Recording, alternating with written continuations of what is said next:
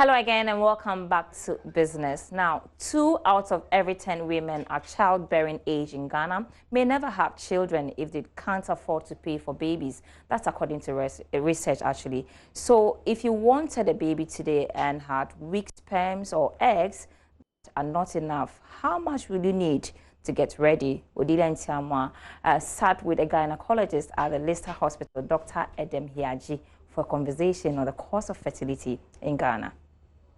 That's what happens in donor-assisted ART. Basically, instead of the woman's eggs being used, a donor provides the egg, which is fertilized by the husband's sperms, and she carries it. I mean, most people who do not have eggs and have a good womb can carry a child. That's why even when you're in your menopause and you want to have a baby, you don't have any eggs anymore. That's why you're in your menopause. But when you get donated eggs, you can carry a baby. So you just have to prepare the womb to be ready for a baby, get eggs fertilized and put them in, and she would carry.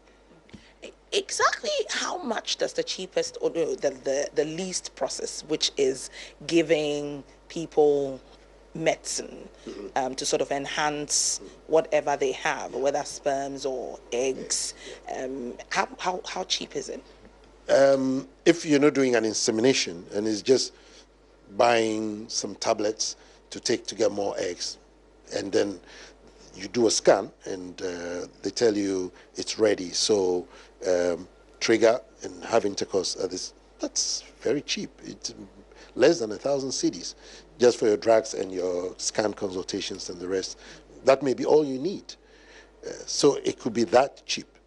But when you bring an insemination in where you're going to do a procedure and maybe add injections and all that, then you could be getting to 4,000 or 5,000 cedis.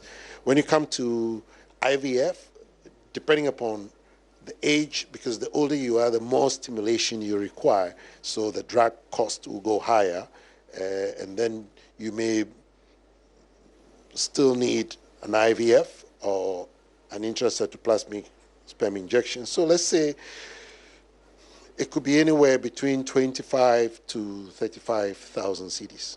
Yeah. If somebody is looking for this opportunity to have children, which they are not having through the natural way, and they would perhaps need a donor, exactly what requirements do you look out for in a donor before you say that, hey, I think this person would be one of the best people? Currently, the donor screening requires both screening for infectious diseases or genetic diseases. With the genetics, it's mainly sickle cell that we're looking for. Then you take a history to find out whether there's been any abnormal child to that kid, that client before.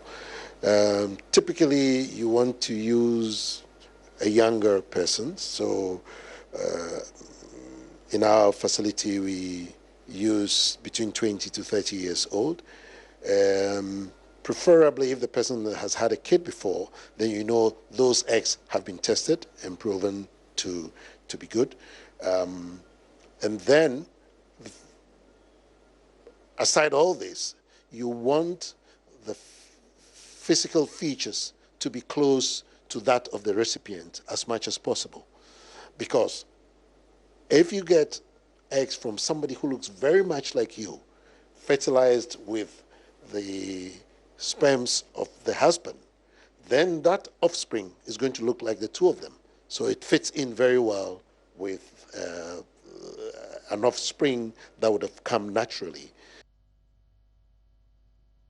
Let's hit the commodity market now, where crude oil lost 42 cents to open trading at $65.88 a barrel. Gold made a $5 gain to trade at $1,297.47 an ounce. Cocoa dropped by a significant $63.